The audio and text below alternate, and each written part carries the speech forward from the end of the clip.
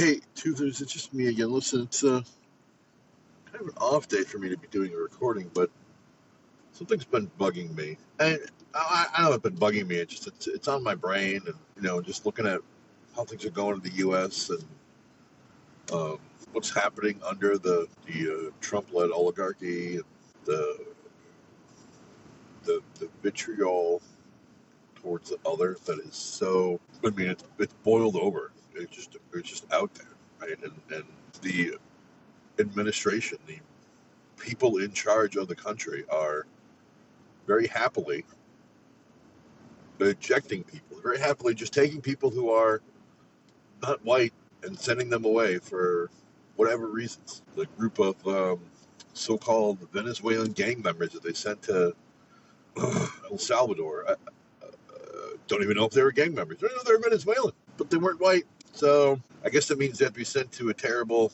awful, no good, very bad place. The signal gate thing we're calling it now, the absolute mockery of security shown by people in the cabinet, shown by the Secretary of Defense or whatever the hell Pete, Fox News weekend host Hegseth, was a part of. Tulsi, I misremembered Gabbard. I used to like her too. I used to think that she was a decent alternative to the rest of what was going out there. And now the more I learn about her and the cult she was raised in, and the real concerns of her being an actual Russian asset. Between her and Trump, Putin's gained a country. But the thing that, one of the things, I guess that keeps coming back to my brain is this other phrase that I was not gonna initially consider as a guardrail, but maybe I should. It's what's your metric, right? And it's a fairly technical question to some extent, but I the work that I do deals a lot in what are we gathering information for? How are we going to apply the information, right? It's what's the metric being used?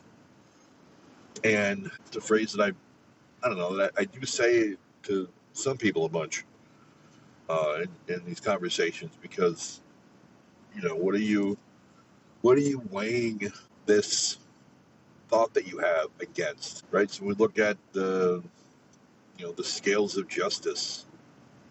What are we putting on one side or the other? What's the metric? What are you weighing your concerns against, right? So if you are, what's your, now I'm struggling to word this. I'm a little tired. In talking about the immigration situation, right? I'm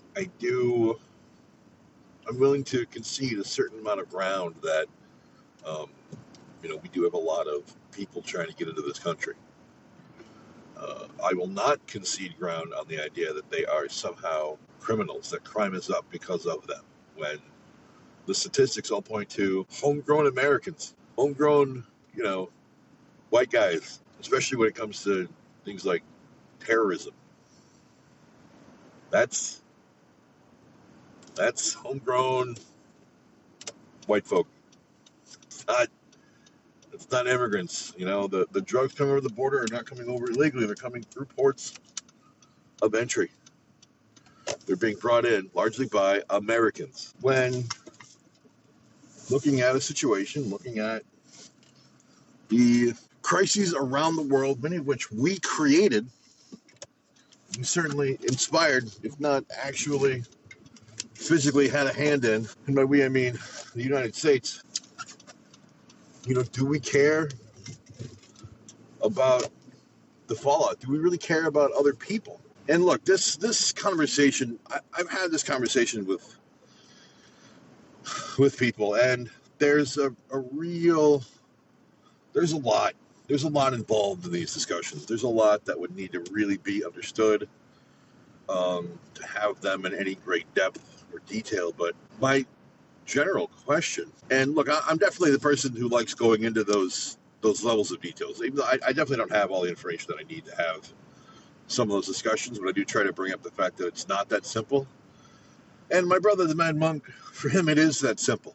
And I think that this one is also partially inspired by that that urge of his to just look. The situation sucks, right? It sucks for everybody. It sucks for the people that need somewhere to go, and it sucks for the people who believe that there isn't enough to go around, right? Both sides have validity, and both sides have, well, I mean, I guess validity, but they're allowed to exist together. But do we want to help people? Do we care about other people? Right, and this is the us versus the other discussion, I suppose. But what if they were part of your circle, your tribe, quote unquote, I mean, you'd help them, right? I've been helped by plenty of people who are not family. I mean, they're not family by blood, but family now. And sometimes those same people don't understand why we have to help everybody. And it's not out of greed, right? That's not. I mean, obviously, I'm being helped by people who have gone out of their way to make sure that I'm okay, but they have real concerns, and some of it's propagated by the various media sources who essentially have to toe the company line, and they're not actively seeking out alternative sources of information. Because there's a lot. There's people have lives. There's a lot to have to listen to and to learn and to understand to really get into this. But what confuses me, and look, all right. So the other thing is one of the arguments kind of against helping, migrants, immigrants, people not from this country is the puppy is how do we help them, right? Are we supposed to bring them into our homes? I don't think that that's the solution. I don't think that's what I'm talking about. I think that what I'm trying to really get across is that we have a problem, and the real solution is for this country to stop fucking with other countries, right? That would be super helpful. And then it's this conversation around, I mean, it's not even about socialism. It's about taking care of each other. There's no reason that anybody should be a billionaire. There's no reason anybody should be a multi-billionaire. There's no reason that somebody should have over $300 billion or be worth over $300 billion. I don't think it's necessarily all liquid for Elon's case. But, there's no reason, since we leverage money for fucking everything, there's no reason that we should, in this day and age, and certainly in this country, right, where we are advanced technologically, I mean, there's no reason that we shouldn't be able to help other people.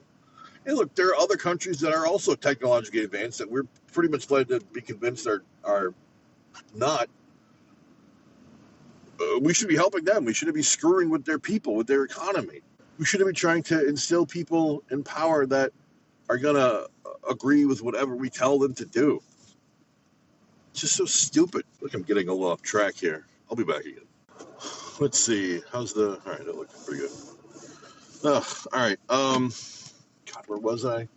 Yeah, all right. So what's your metric? What are you in your core more concerned about? Look, there is the discussion, debate, argument about people being inherently good or inherently evil. I still argue that people are inherently selfish. And I don't necessarily mean that in a derogatory sense, but, when you're talking about survival, you want to survive. You're not always concerned about other people. I mean, we have to teach our children how to share. That doesn't come naturally. We also have to teach our kids how to hate to some extent. I mean, they may be concerned about new people, but they aren't prone to racism genetically. But in terms of survival and the people that and that you trust. You want them to survive and be taken care of, but then we have the other. What's your metric for determining if the other is worthy of survival or not? I keep coming back to the generic, general idea that we're all people. We're all trying to survive. And life is complex. Existing is complicated, especially in this day and age with all this technology we have going on, all the different distractions that we have available to us. It can be a lot to try to deal with, to try to slow down and muster any semblance of a thought sometimes. Things get so out of hand, it feels like, because there's too much that's going on. There's too much to think about. There's too much to process. I mean, even when it comes to the news, right? It seems like there's no end to it, right? We're constantly bombarded with what is essentially chaos, and I think that's also a tactic. I think Steve Bannon talked about it, which is flooding the zone, right? Just sow as much chaos and discord all at once as possible, because then it's impossible to keep up with. It's impossible for people to address the 5 things that happened this morning, because by this afternoon there's 7 other things to have to deal with. It feels a lot like the idea of throwing spaghetti at the wall. Some of it's going to stick, maybe not all of it, but some of it will, and that's still technically a victory. That's still technically a win. So I get it, and I get wanting to not have to worry about all this. I get wanting to be able just to live our lives and not process more. But then doing nothing is a choice. Ignoring it is a choice. Inaction is still inaction. Let me see if I can say this a little more clearly. Inaction is still a action. I mean, it should be an action. Inaction is an action. You're still doing something, even if you're doing nothing. If you're choosing to do nothing, that's still something. I'm just fighting with the idea that, did I understand myself and my own state? Or is it Gandhi that gets attributed with a quote that doing nothing just allows the oppressor to win, or something similar in that regard? And look, I also get it's not always our fight. It's not always something that we can see as affecting us. And that's another thing that I find complicating, problematic in some respects. It's also part of why I believe that people are inherently selfish.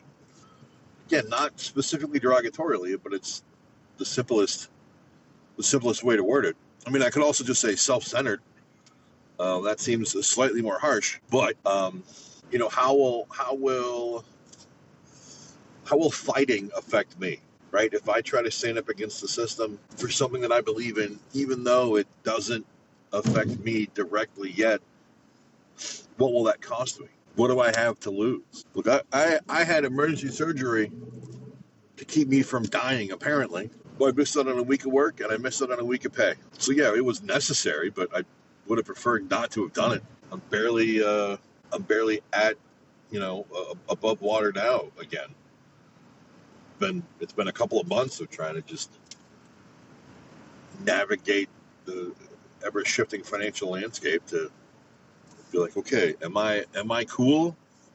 Am I cool for a couple of weeks? Am I good to my next paycheck? So yeah, fighting the system can get you in trouble. It can get you taken out of the system, right? Get you taken out of. I mean, look, if I show up to protest and get arrested and I'm in jail for a couple of days or whatever, after a couple of days I don't get paid. The fight's still worth fighting, but there are consequences. And the problem is, for the people that believe, the people that have a kind of a core metric, core ideal that says, hey, this stuff is wrong, genocide is bad, ethnic cleansing is bad, apartheid is bad. And then being told that you're hateful when you're the one trying to speak out against the destruction of a group of people by another group of people, specifically trying to destroy them.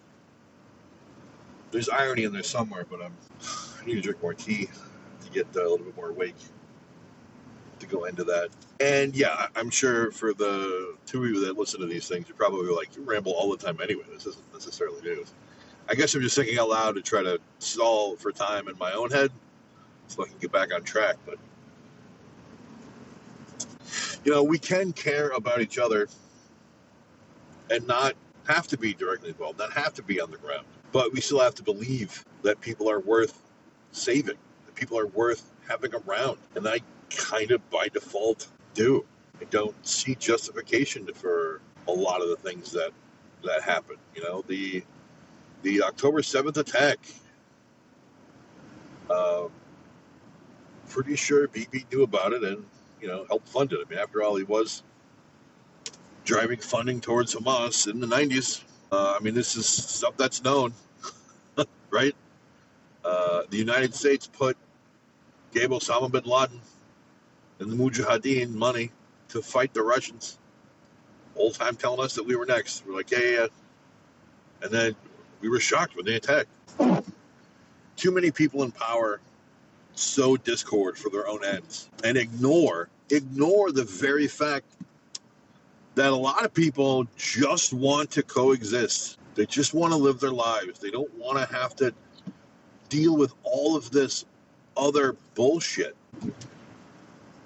But they play on people's emotions. They lie to them and try to convince them of a thing. And if our core ideals aren't tethered to some sense of empathy, sympathy, compassion, they're going to find support. They're going to find people that are going to agree with them because, hey, ultimately, look, if it's gonna be bad for me, then yeah, we should totally do X, Mr. Leader person. But yeah, where's the line? What are the parameters around solving these problems? Again, I think leaving people the hell alone is a good start. I don't think rounding up people and putting them in camps at Guantanamo is a good solution. I don't think ejecting them from the country and sending them to a really terrifying prison in another country without any due process, without any actual investigation or research. And look, I'm not going to sit here and say that investigations are flawless. They're not. But there wasn't even an attempt. There wasn't even a charade to say, yeah. We found out all these people were members of the Venezuelan gang that Trump keeps talking about. It's just such a... It's weird for us in the U.S. currently because we're not used to this. We're not used to this level of obvious, in-your-face corruption. For a long time, we just believed our politicians, and we started to see that, they're people, so they're clearly fallible, and then, they are corrupt, too. That's weird. And now we're at a point where it's like, the president's going to do a car show on the White House lawn holding price lists for the cars. This is weird. I never thought Idiocracy was going to be that entirely prophetic, but apparently I was mistaken. And we are down a rabbit hole of stupid. I don't know. And I'm sorry, it's willfully ignorant and hateful and vile and selfish. Look at a lot of things that are going on, a lot of the decisions being made. It's really going to help people that already have money. It's greed for its own sake. Yeah, I don't know. I do struggle with what's the point? Hey, what am I doing all this for? Why do I feel like there's relevance in anything that I have to say? It's not getting out there. There aren't a lot of people that are ingesting and taking it in. And, I don't know. I feel compelled. I feel compelled to say things, to think things, to try to come up with kind of broad-ranging solutions because I think that the details need to be worked out by people who understand them. But I think fairly generically, if we just accept that other people exist and that they should exist, I think we'd be a hell of a lot better off as a society. Maybe I'm asking too much of people in general. And maybe I do need to work out some details so that when I have these discussions with others, I can provide more insight, or more things for them to think about, right? Because yeah, it's great that I want to care about people and that I want to believe that we should all be allowed to, exist. And if we're not harming others, then maybe we just are left alone, right? We aren't bothered by idiocy. But that's all nice in theory, what about in practice, right? How do we, what do I propose as a solution beyond just stop fucking with other countries? Like we're in this situation right now, right? The house is on fire, and just saying that maybe we shouldn't make it out of dry straw next time isn't a complete solution to the problem. Maybe. So what do we do? And I think that it's. I mean, if we're just talking about money being the problem, then I'd really siding with the idea that we need to heavily bombard those people with an excessive wealth to do more. I don't want to have the fair share argument. We need more help. They can provide more help. They should provide more help. Because what is the need for them to have all this financing, all these access to resources in that respect? How is that beneficial? How is that? Look, and I get that they, based on the rules of the game of capitalism, they earned that money. They earned that position, that title. They earned that, numeric value of worth. I don't care. I don't care about that. Capitalism is part of the problem. Pure raw capitalism is part of the problem. They're coming for Social Security, and Social Security is the largest program that keeps the elderly out of poverty, that helps keep children out of poverty. I mean, it is a system that works, and they want to privatize it. They want to 401k everybody, which 401ks are not something that benefits everybody. It really only benefits the people that are already, able to pull that off financially. For day-to-day people, for people like me, I've had to cash out my 401k a couple times just to pay off bills. When we had pension programs and companies had to put in more money, I mean, it's part of what Social Security is.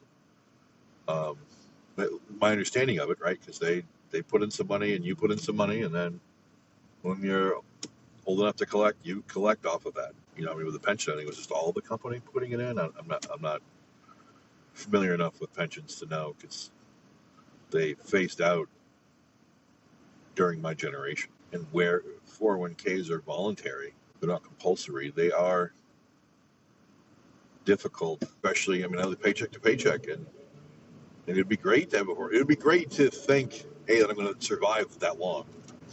Actually, although that's great, but that in 30 years I'm going to have a retirement, or 20 years at this point, but that I'm going to be able to retire, that I'm not going to still have to keep working. And when you're young, and with the cost of living the way things are, it's really difficult to part with any amount of money by choice. You're trying to build a life now, and then try to invest in a future where there's a lot of uncertainty. It's difficult to think about doing that, willfully, purposefully. I don't know. I just think it's difficult, and we're very lucky in this country, and other countries like ours that are even slightly more stable politically than others. I mean, we're constantly at war, but we're at war with people outside of our country. We're not living in a civil war. We're not living in a constant civil war. We're not living in a place where we're always changing leaders through coup, through military might. We may be living under growing levels of fascism and oligarchy, but we aren't currently in North Korea. That means we have options. It means we can, I don't know. I think I'm losing my train of thought again. This is meant to be more of have another metric idea, or another guardrail idea, but you have to be able to illustrate the point, and sometimes that can be tough. Sometimes that can be complicated to deal with, especially when you're trying to drive and stay awake. It's not always easy to have that put together, but we don't have to do big things for each other. Hold the door open for people. If you're safely able to let somebody turn in front of you, or to let the flow of traffic progress, do that. You don't have to drive aggressively. You don't have to be aggressive. Just be a person. Be a person to everybody else. You shouldn't have to constantly deal with all of this nonsense and hate. Yeah, people cross the street in front of you. Look out for other people. Be neighborly. I mean, look, when there are. The other thing that I find entertaining is that stereotypically, the people who also talk about being neighborly, right? I largely expect them to have voted for hate and fascism. And yeah, the people in their community, absolutely, bend over backwards for. Do we die for our friends? But the people, on the other side of the river, those guys are jerks. And maybe they're just people you don't know. Maybe if you got to know people, got to hear their story, got to really appreciate what it meant to be them, even if you don't have a solution, but if you have a sense of compassion and empathy and just a sense like, God, that would suck if I had to go through that, that would be terrible. I would not know what to do. The things that people are surviving because they have to, and they shouldn't have to. We shouldn't have to be putting people through these kinds of paces. We shouldn't be genociding people. We shouldn't have to keep hearing about how many children are being killed and maimed and shot by snipers. They're kids, for fuck's sake. And maybe it is just as simple as we either care about each other or we don't. I mean, it's not, right? We care about the people that we care about, and then we don't care about the people we don't care about. I'm even willing to accept, to some extent, being indifferent. There's a lot of groups a lot of people that I'm indifferent about. I don't put a lot of effort and energy into understanding them in great depth. But you know what I don't do? I don't hate them. I don't ridicule them because I don't understand it. If it's something that I do find that I'm uneasy about, I'll try to understand more about it just to see, all right, is there any validity in my being, concerned about some group? And sometimes, yeah. And for the most part, no. It's just my hang-up, just my issue. Because again, if they're not, maybe that's another idea that I should be putting together, right? Another core metric or whatever, right? Going back to consent and all things. If it's not harming other people, maybe there's nothing for me to be worried about. It just, I want peace, but I guess I want more than peace, right? I'm not necessarily talking about strictly quiet. I'm not talking about being kept out of the loop when things are not peaceful. I think that we are so hung up as a species on so much stupid stuff, so many things that are completely irrelevant when you look at it at a long enough scale. Even short term, a lot of the things that we worry about are irrelevant.